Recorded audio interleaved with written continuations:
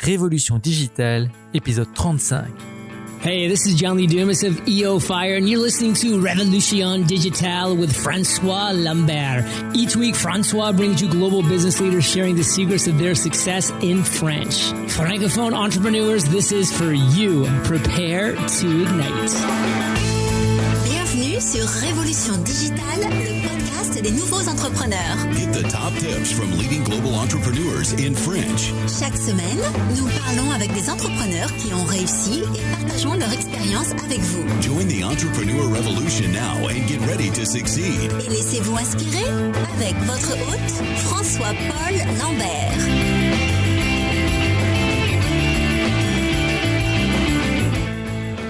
Bâtisseurs et bâtisseuses de la nouvelle économie, je vous salue. Ici François-Paul Lambert, bienvenue sur Révolution Digitale, le podcast des nouveaux entrepreneurs où je parle chaque semaine avec des entrepreneurs inspirants à travers le monde. Révolution Digitale est diffusée tous les mardis et les jeudis et les comptes rendus détaillés de tous les épisodes sont disponibles sur notre site web révolutiondigitale.fr. Restez avec nous et n'oubliez pas de vous inscrire gratuitement sur notre site pour rejoindre la tribu digitale et de vous abonner au podcast sur Apple Podcasts, Spotify, Google Play, Stitcher, Deezer ou sur votre service préféré. Vous pouvez aussi nous suivre sur Twitter, Instagram et Facebook. Vous trouverez tous les liens dans le compte rendu de l'épisode sur notre site internet.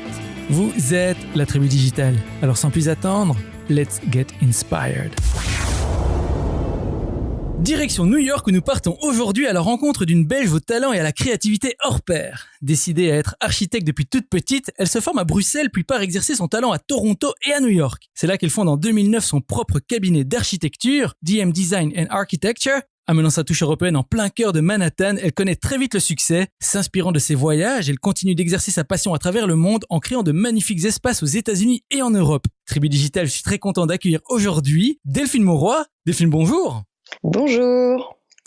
Merci beaucoup d'être avec nous aujourd'hui. Alors, est-ce que vous êtes prête à nous inspirer ? Oui, j'espère. Je vais faire de mon mieux. Ah, j'en suis sûr. Alors Delphine, je viens de donner un tout petit résumé de qui vous êtes à la tribu digitale. Est-ce que vous voulez y rajouter quelque chose ? Et avant de parler de votre projet, est-ce que vous pouvez nous donner un petit aperçu de votre vie personnelle ? Peut-être une anecdote sur qui vous êtes ou quelque chose que l'on ne sait pas sur vous. Non, je pense que la bio était assez complète. J'avais très vite, en fait, pendant mes études, l'envie de partir et de voyager à l'étranger.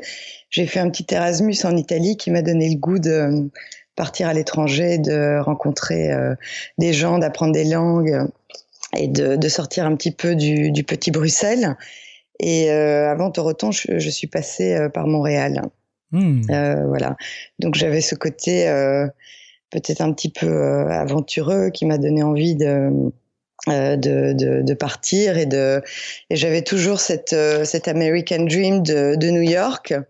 Donc j'étais en fait partie en sac à dos avec toutes mes économies juste après mes études et j'avais frappé à la porte de plein de bureaux d'architecture et j'avais presque obtenu un job. Mais ils m'ont dit que mon anglais était trop mauvais. Donc, je suis retournée à la case départ à Bruxelles et puis j'ai trouvé un stage à Montréal et puis tout le parcours a continué. Et un jour, j'ai eu en vue New York. Alors. Ouais. Voilà. Donc, un jour, j'ai eu une offre de travail à New York plusieurs années plus tard et j'y suis enfin allée et puis j'y suis restée. Voilà. Et alors, ce rêve d'aller à New York, d'où il vient à la base ? Parce que Montréal, c'est pas mal aussi. Montréal, c'était sympa. Toronto, c'était un peu plus intéressant au niveau professionnel. Et je sais pas, New York, c'était une espèce d'American Dream. Je sais pas si c'est mon père qui m'avait dit qu'il fallait viser haut et viser New York. Je sais pas d'où c'est venu, mais j'avais cette ville me fascinait. Qu'est-ce que vous retirez alors de votre expérience aux États-Unis à New York ? Parce que la culture et les mentalités par rapport à l'Europe et surtout la Belgique, elles sont quand même un peu différentes, non ? Oui, c'est pour ça que j'y suis restée en fait. Je pense que New York et les États-Unis en général, ils ont une mentalité qui fait que quelle que soit la personne, quel que soit son âge, sa couleur ou son background, si elle est motivée, qu'elle a envie de réussir ou de devenir quelqu'un, elle y arrivera. Et je pense qu'en Europe, c'est un petit peu plus sclérosé à ce niveau-là. Les États-Unis et New York, en tout cas, donnent vraiment la chance à qui que ce soit. Et je l'ai vu dès mon premier job à Toronto, où j'avais 27-28 ans.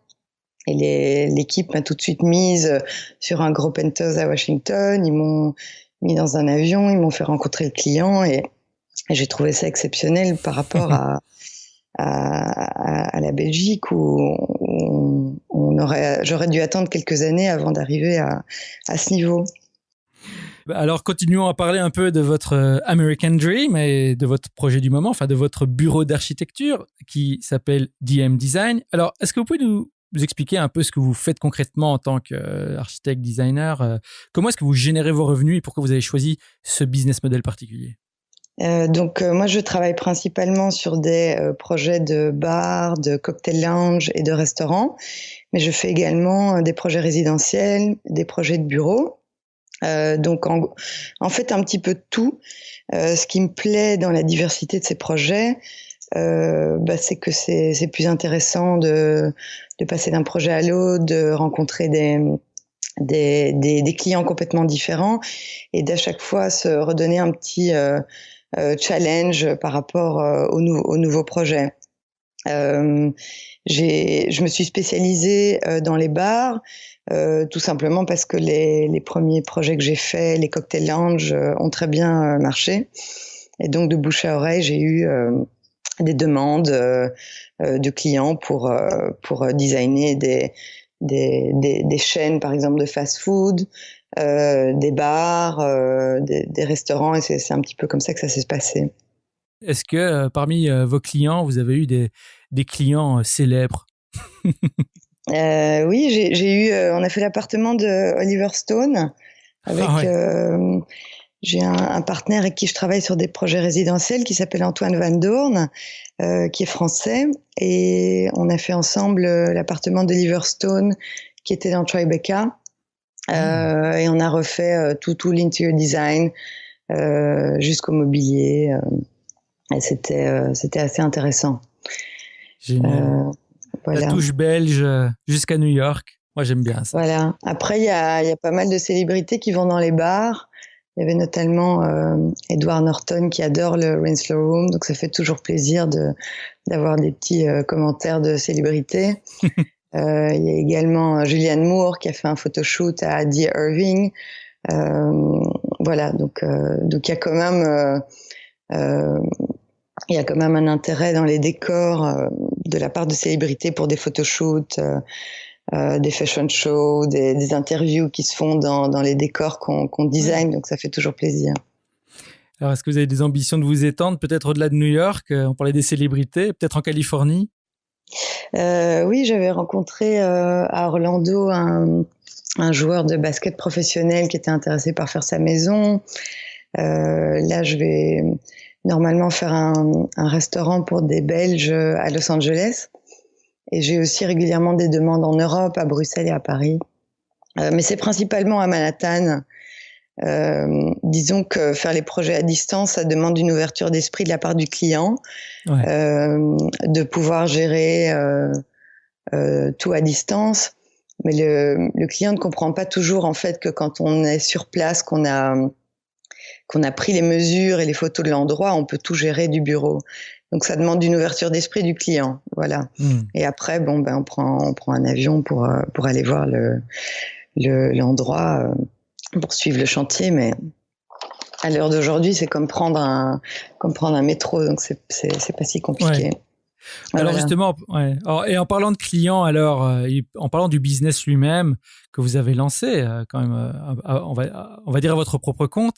Est-ce que ça a été plus difficile ou plutôt facile de se lancer en tant qu'étrangère à New York, dans un marché où quand même l'architecture est quand même assez centrale aussi? Oui, c'était facile dans le sens que j'ai senti que c'est une ville qui ouvrait des portes et que les gens étaient très ouverts à justement une jeune designer qui avait envie de démarrer. Donc j'ai senti qu'il y avait du potentiel, et également quand j'ai designé mon premier cocktail lounge, il a très très bien marché contre toute attente. En fait, il y a autant le client que moi, on s'attendait pas à un tel succès. Et donc, ça m'a très, très vite donné confiance en moi en me disant que voilà, que je pouvais le faire. Je pense que j'avais 29 ans à l'époque. Et donc c'était facile dans ce sens. C'est très facile d'ouvrir une société à New York, de créer son site, de se lancer et de juste lancer le mot et de dire à son network que voilà, on se met à son compte et on démarre. Maintenant, c'est difficile dans une ville comme New York parce qu'évidemment c'est très compétitif. Il y a énormément de gens qui font la même chose que nous, beaucoup de sharks comme on dit ici. Ouais.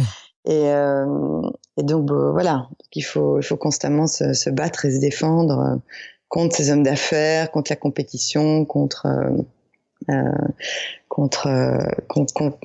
le rythme aussi de la ville et le coût de la ville. Contre soi-même aussi, on pourrait dire. Enfin bon, voilà.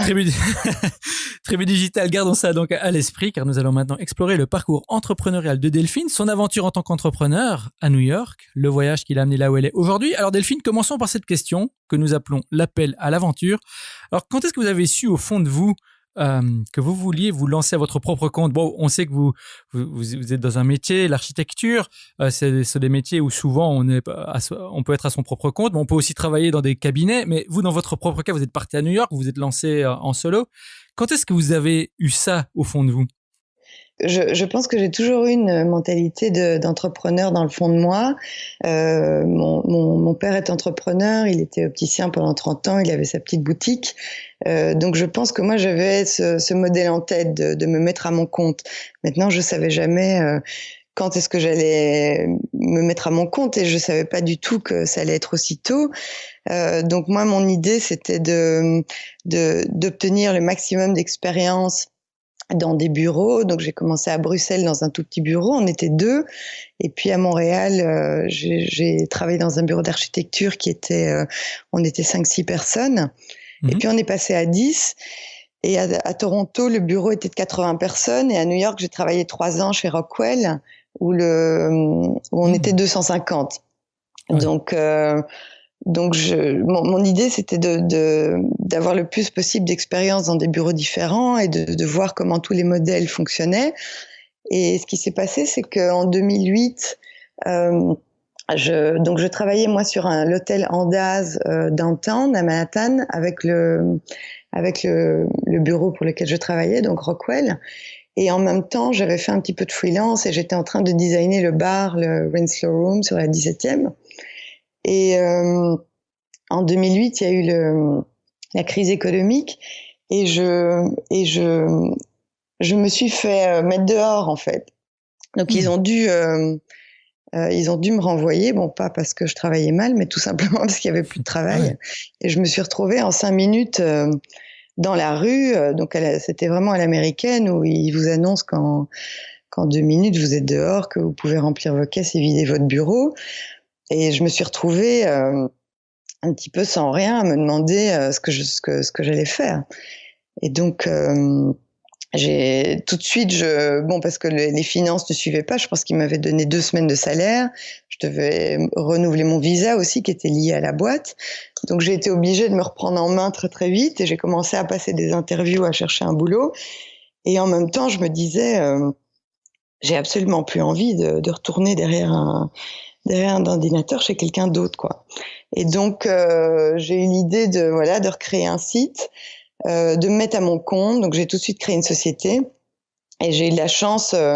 Mon petit studio était placé sur la 5e avenue.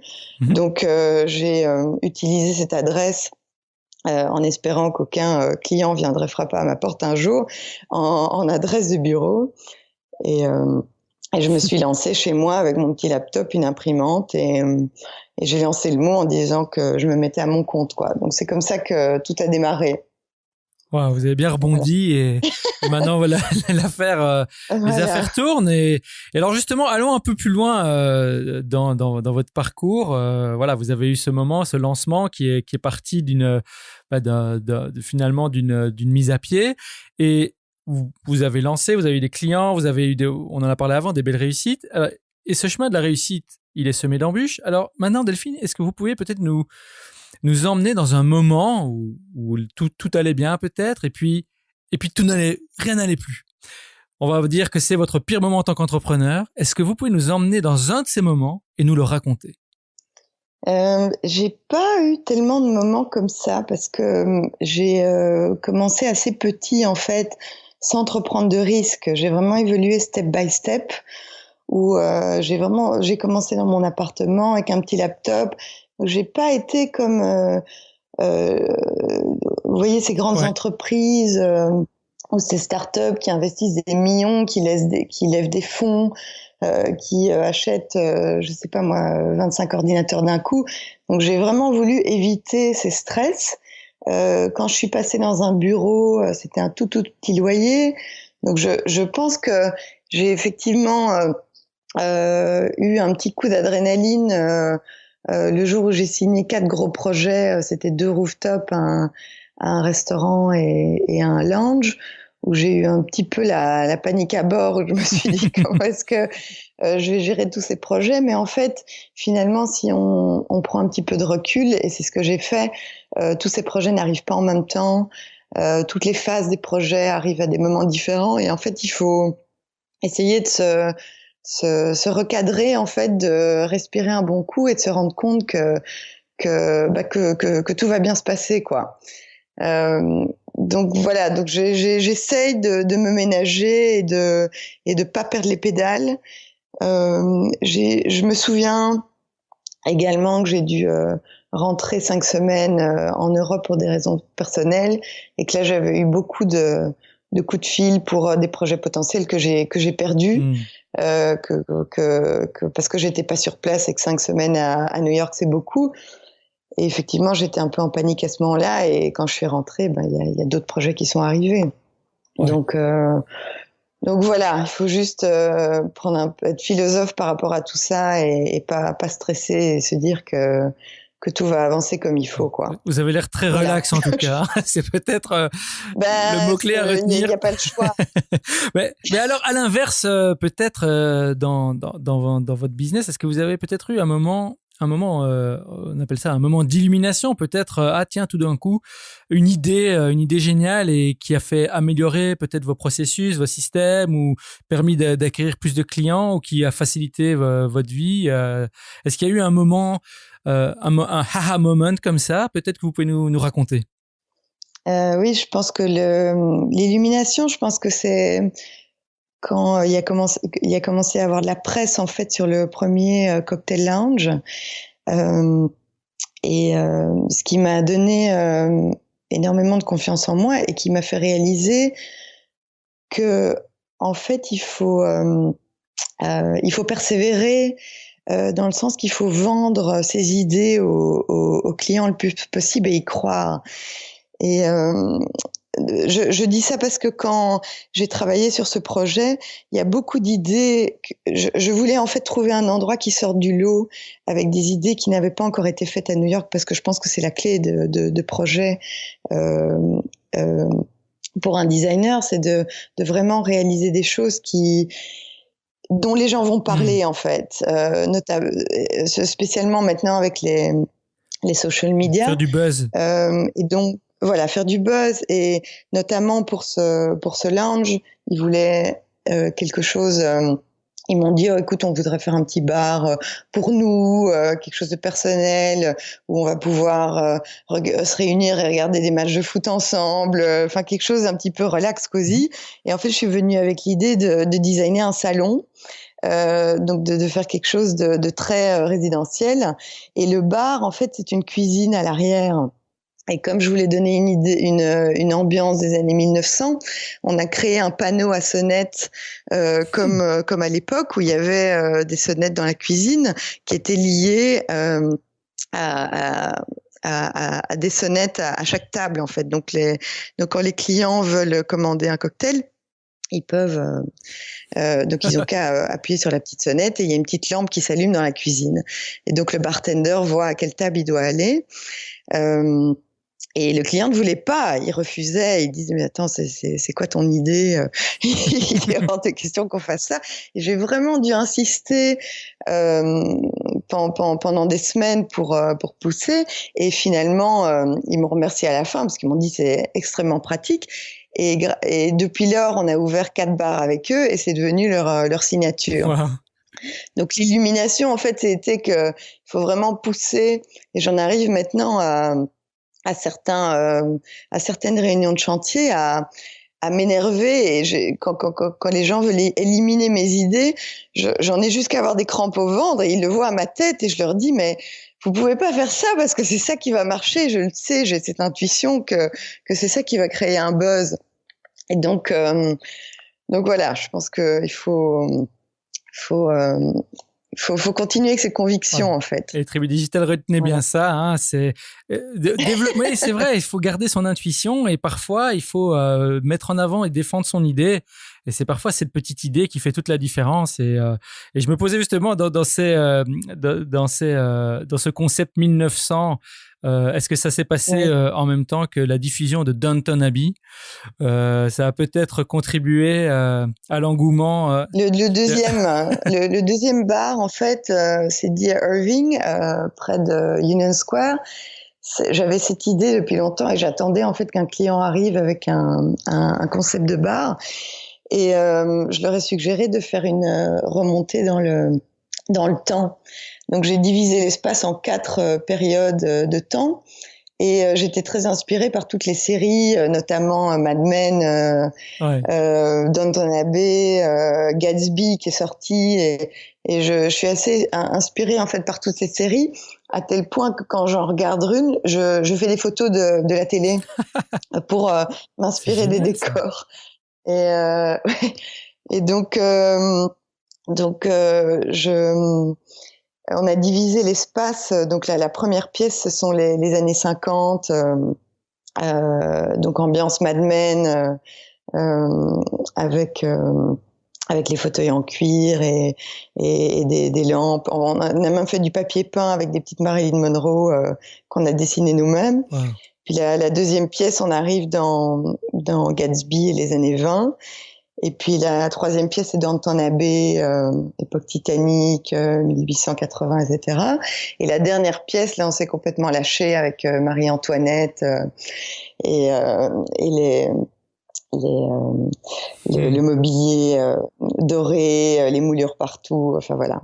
Et bon, c'est très amusant. Je pense que c'est un projet qui fonctionnerait pas trop en Europe, mais ici aux États-Unis, c'est très décor, c'est très théâtral et en même temps ça fait sourire en fait. Je pense aussi c'est une des clés importantes des projets, c'est d'apporter de l'humour dans les projets et que les gens passent un moment un petit peu d'insouciance à boire un cocktail après une journée de boulot fatigante à Manhattan. Amener un peu d'humour et de passion. Alors Delphine, si vous pouviez ici peut-être résumer là où les leçons clés que vous avez retirées de votre expérience en tant qu'entrepreneur, quelles seraient-elles? Je veux dire en quelques mots, que pensez-vous que la tribu digitale doit retenir comme leçon de votre expérience?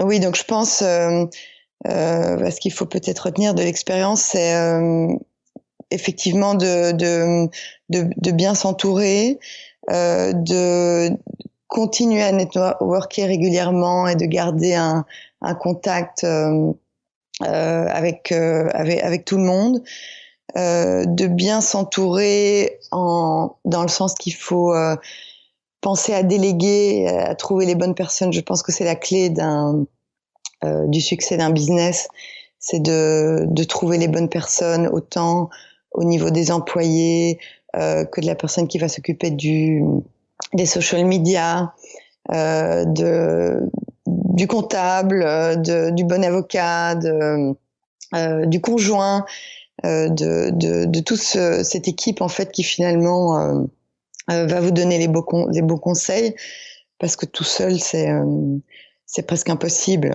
Il faut rester à l'écoute et s'ouvrir aux suggestions et faire évoluer le business dans ce sens. Ouais, et Tribu Digital, c'est vraiment un conseil qui revient souvent. Ne restez pas seul, ne restez pas enfermé dans votre coin. Entourez-vous bien, allez faire du réseautage. Alors Delphine, nous sommes maintenant arrivés à la partie des questions flash. Ici, je vous pose une série de questions en rafale et vous me répondez en allant à l'essentiel. Est-ce que vous êtes prête ? Oui. Alors, quelle est votre définition du succès ? Pour moi, le succès, c'est de créer une symbiose et de rendre le client satisfait.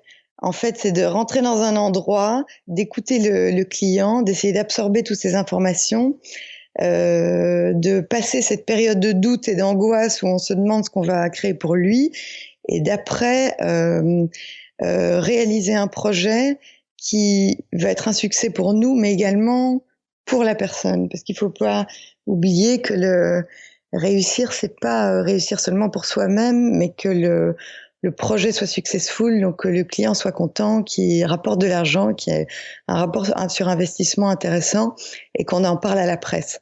Donc il faut pas penser à soi, mais il faut penser à l'équipe. À quoi ressemble votre journée type ? Avez-vous peut-être une routine que vous pratiquez chaque jour qui vous aide ? J'ai pas vraiment des journées qui se ressemblent.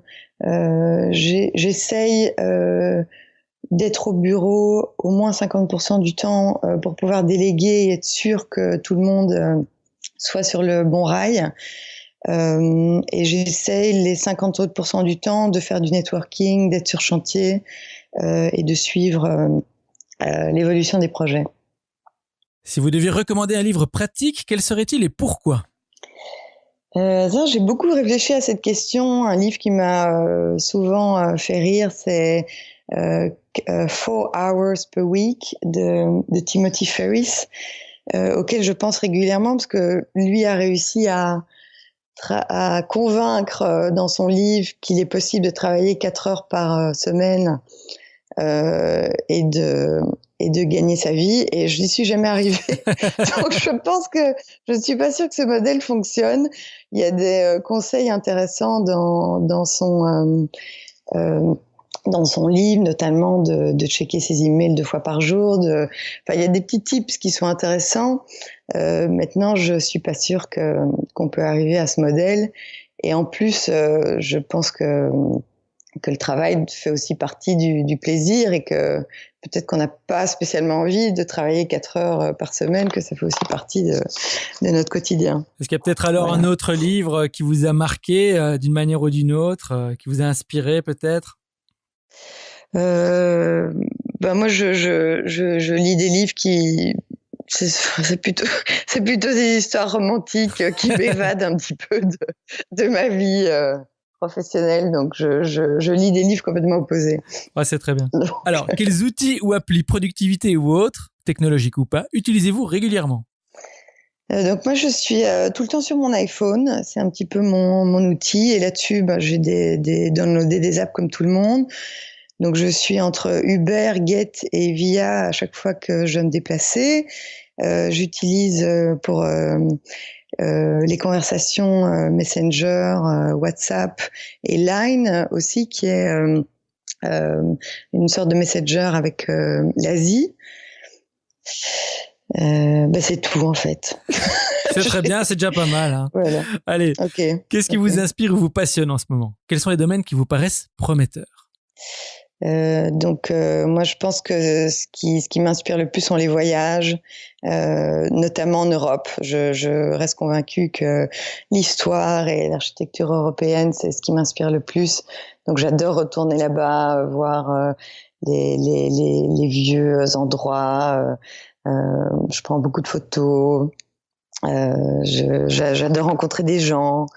Voilà, je sors beaucoup. Et puis aussi les expos d'art m'inspirent beaucoup. Là notamment, il y avait l'Armory à New York pour le moment, avec beaucoup d'expos d'art satellites à Manhattan. Et je pense que c'est très inspirant de voir ce qui se fait dans les autres domaines. Et la dernière question, c'est la question back in time. C'est ma préférée. Alors imaginons, Delphine, que vous ayez l'opportunité de remonter le temps et vous vous retrouvez face à votre vous de 18 ans. Vous n'avez que 5 minutes avant que le portail temporel ne vous ramène au présent.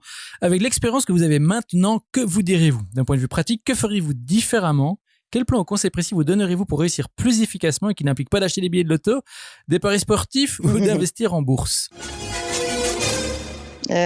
Oui, donc moi j'aurais adoré avoir quelqu'un qui avait une boule de cristal en me disant ne t'inquiète pas. Je pense que c'est la première source de souffrance chez quelqu'un comme ça chez tout le monde qui nous rend anxieux, c'est par rapport au futur et est-ce que je suis sur la bonne voie, qu'est-ce que je fais à Toronto toute seule, pourquoi je vais à New York, c'est toutes des questions qui reviennent et surtout quand on voit les autres autour de nous qui avancent un petit peu plus vite matériellement, alors que nous, je dis toujours, on est en train au début de se construire plus vite virtuellement, mais ça veut rien dire et j'aurais tellement adoré que quelqu'un me dise qui puisse lire mon futur et me dire mais ne t'inquiète pas, tout va bien se passer. Et il y a toujours un dicton auquel je crois vraiment, c'est fais ce qu'il te plaît et le reste suivra. Et on a toujours un petit peu tendance à suivre les lignes de la société, à suivre un parcours parce que ça nous rassure. Et je pense que si on suit vraiment notre passion et ce qu'on aime, je pense que forcément le reste va suivre. Mais c'est difficile. Oui. Et voilà. Pour le Tribu Digital, c'est vrai, on a toujours cette petite voix à l'intérieur qui nous bloque, qui nous rend anxieux, on se compare aux autres, ça fait peur. Voilà. Suivez peut-être plutôt ce dicton de faites ce qu'il vous plaît et le reste suivra. Voilà. C'est bien noté en tout cas de mon côté. Delphine, merci beaucoup. On est arrivé à la fin de l'épisode. Merci. Alors merci d'avoir partagé toutes ces généreuses informations avec nous. Et Tribu Digital, j'espère que vous avez bien pris note. Je sais qu'il y en a parmi vous qui hésitent encore à se lancer et j'espère que l'aventure de Delphine vous inspirera à faire le grand saut. Alors Delphine, pour le mot de la fin, que diriez-vous à nos auditeurs de la Tribu Digitale qui hésitent encore à se lancer, peut-être même dans la même voie que vous ou dans toute autre voie, ou qui se sentent bloqués? Si vous avez un seul conseil à leur donner, quel serait-il? Le conseil, c'est que c'est pas irréversible, que les gens peuvent se lancer s'ils ont un peu de sous sur le côté. Je pense qu'il n'y a pas vraiment de risque à prendre, mais j'ai envie de dire que quelqu'un qui a une mentalité d'entrepreneur, il va pas pouvoir y échapper. Donc de toute façon, à un moment, autant se lancer plutôt que tard, parce que je pense que si on a ça dans le sang, on va devoir y passer un moment, quoi. Donc allez-y. Voilà. Allez-y, Tribu Digital. Delphine, vraiment merci. Ce fut un plaisir, un honneur de vous avoir parmi nous aujourd'hui. Alors, avant de nous quitter, le plaisir était partagé. Alors, dites-nous comment rester en contact avec vous sur les réseaux sociaux ou ailleurs. Et si vous avez une annonce à faire, la Tribu Digital vous écoute. Oui, je suis toujours preneuse de projets en Europe. Je viens souvent. Donc voilà, il suffit de taper mon nom, Delphine Mauroy, sur Internet. On tombe sur mon site, sur Facebook. On est sur Instagram aussi, Pinterest. Voilà, donc on a une page Facebook. Mon site internet, c'est dmdesignarchitecture.com. Mais si on tape Delphine Mauroy, on arrive également sur le site.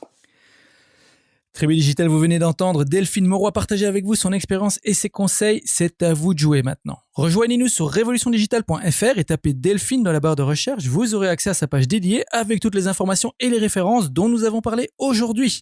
Et bien sûr, n'oubliez pas de visiter la page de Delphine sur www.dmdesignarchitecture.com et de la suivre sur ses réseaux sociaux. Delphine, merci encore d'avoir partagé votre aventure avec la Tribu Digital. Au revoir. Merci. Je vous retrouve en backstage. Merci à vous. Merci beaucoup. Au revoir. Hey Tribu Digital, merci de nous avoir écoutés aujourd'hui. J'espère que vous avez aimé notre entrevue avec Delphine. Venez continuer la discussion avec nous sur Twitter, Instagram, @RevoDigital et Facebook/Révolution Digitale. On vous y attend. N'oubliez pas non plus d'ajouter le podcast à votre liste iTunes ou abonnez-vous directement sur notre site web pour être notifié des prochains épisodes. Vous êtes la Tribu Digitale. Et souvenez-vous, tout semble toujours impossible jusqu'à ce que ce soit fait. Thank you for listening to our guest stories this week. Merci et n'oubliez pas de vous inscrire à notre newsletter pour encore plus de conseils qui vous aident à réussir. We hope you're inspired and ready to move forward with your entrepreneurial dream. À bientôt pour un prochain épisode de Révolution Digitale. Stay inspired!